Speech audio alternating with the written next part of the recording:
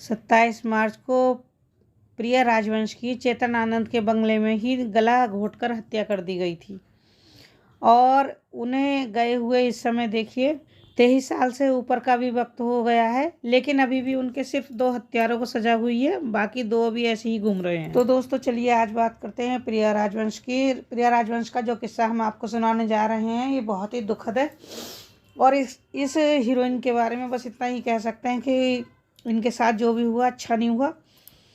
एक इनका कत्ल हुआ था और एक ऐसा कत्ल जिसने बॉलीवुड को बदनाम कर दिया था। और प्रिया राजवंश का मर्डर किस तरह से हुआ था ये मैं आप लोगों को बताती हूँ। बॉलीवुड की दुनिया देखने में बहुत ही ज़्यादा चमक दमक वाली होती है, लेकिन इसके पीछे की सच्चाई कम ही लोगों को पता होती है। दूर से चमक दमक दिखाने वाली इस दुनिया में कई कहानियाँ दब कर रह जाती हैं। ऐसे कई हीरो और हीरोइन रहे हैं जो अपनी ज़िंदगी पर्दे पर तो दिलो जान से जीते दिखाई देते हैं, लेकिन पर्दे के पीछे उनके साथ क्या हुआ, उनके साथ लोगों ने क्या किस तरह का व्यवहार किया, ये होता है कि अकेलेपन, धोखे और फरेब के शिकार होते हैं वो लोग। इनमें से बहुत से नाम आप लोगों को मालूम भी होंगे। तो आज हम बात कर रहे हैं प्रिया राजवंश की। प्रिया अपने ज़माने में चंद फिल्मों के बाद ही काफ़ी मशहूर हो गई थी। मज़े की बात तो यह है कि उनकी सभी फिल्में, बहुत इंटरेस्टिंग बात है ये कि उनकी जो फिल्में होती थी ना वो सारी चेतन आनंद के द्वारा बनाई गई थी और वो बस उन्हीं के साथ काम करना पसंद करती थी। आज हम उनकी ज़िंदगी और बेरहमी से किए गए उनके कत्ल के बारे में जो आप लोगों को बता रहे हैं, उसमें पहले आपको जानना होगा कि प्रिया राजवंश कहाँ से आई, कैसी थी। तो प्रिया राजवंश शिमला में पैदा हुई थी और उनका असली नाम था वेरा सुरेंद्र सिंह। पर्दे पर आने से पहले प्रिया राजवंश की ज़िंदगी के बारे में लोगों को कम ही पता है, लेकिन कहा जाता है कि उनके पिता की जॉब लंदन में थी, जिसके कारण वो भी लंदन में रहती थी और वहाँ उन्होंने royal academy of dramatic art से ग्रेजुएशन किया था। प्रिया की एक तस्वीर गाए बगाए मुंबई में बैठे चेतन आनंद को मिल गई थी और बस यहीं से चेतन आनंद ने तय कर लिया था कि वो प्रिया को अपने फिल्म की हीरोइन बनाएंगे।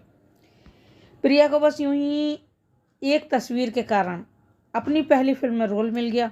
ये फिल्म थी चेतन आनंद द्वारा 1964 में बनाई गई फिल्म हकीकत, जो ब्लैक एंड वाइट में थी। और चेतन आनंद प्रिया से मिलने से पहले ही अपनी पत्नी और हीरोइन उषा आनंद से अलग हो चुके थे। प्रिया से मिलने के बाद उन्हें ऐसा लगा कि जैसे उन्हें कोई साथी मिल गया है।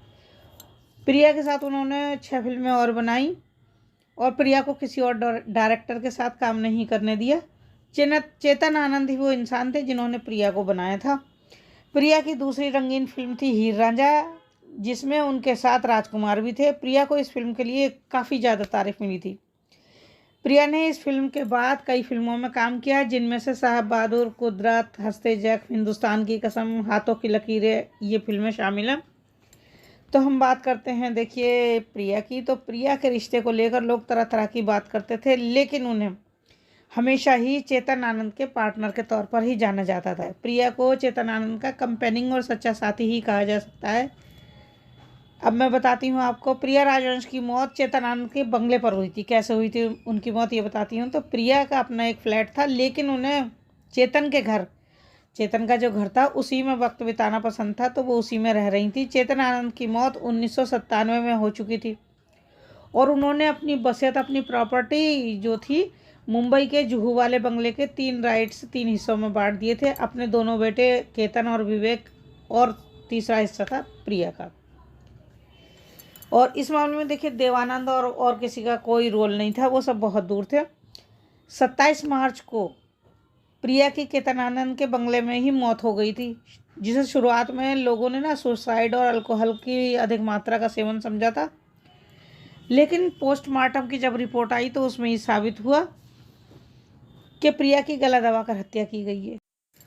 तो उस रात प्रिया की वहाँ काम करने वाली जो मेड थी, उनकी नौकरानी यानी माला चौधरी से बहस हो गई थी, बहुत ज़्यादा बहस हो गई थी। माला ने अपने कजिन अशोक चिन्ना स्वामी के साथ मिलकर यह हत्या कर दी थी, लेकिन कहानी यहीं खत्म नहीं होती। माला ने यह स्वीकार किया था कि उसे 4000 रुपये के एवज में प्रिया को मारना था और ये पैसे प्रिया के परिवार के ही किसी सदस्य ने दिए थे।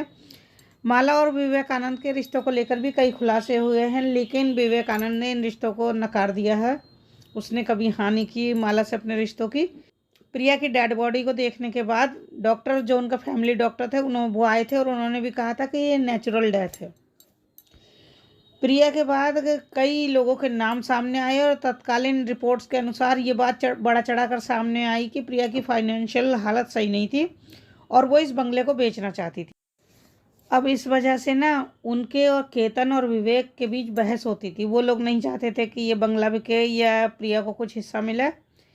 इसी दौरान जो माला थी नौकरानी उनके, उसने अशोक चिन्ना स्वामी के साथ मिलकर प्रिया की गला दबाकर बेरहमी से हत्या कर दी और उन दोनों ने ये कोर्ट में स्वीकार भी कर लिया जो हमने जो है इनकी हत्या की। उनकी मौत के बाद आनंद परिवार का कोई भी सदस्य सामने नहीं आया। ऐसा माना जा रहा है कि चेतन आनंद के मरने के बाद प्रिया का इस परिवार से नाता ही टूट गया था। 2002 में माला चौधरी और चिन्ना स्वामी को कत्ल के इल्जाम में सजा हुई और केतन और विवेक को इसकी साजिश रचने का दोषी पाया गया, लेकिन उन्होंने इस फैसले के खिलाफ अपील की और उन्हें बेल मिल गई। देखिए, बेल किसी भी उसमें एकदम मिल जाती है।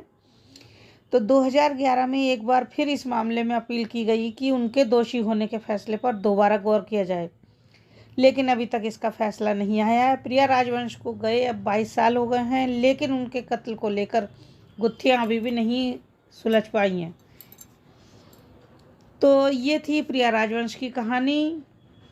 आप लोगों को कैसी लगी मुझे ज़रूर बताइएगा। अगर आपको अच्छी लगी हो तो प्लीज़ इसी तरह से मेरे चैनल को देखते रहिए, और अगर बहुत अच्छी लगी है तो इसे दूसरे को भी शेयर कीजिए, अपने फ्रेंड्स वगैरह को। और इसी तरह और वीडियो देखने के लिए चलिए आप इसी मेरी वीडियो में मेरे चैनल पर बने रहिए। तो मिलते हैं आपसे अगली वीडियो में, तब तक के लिए नमस्कार।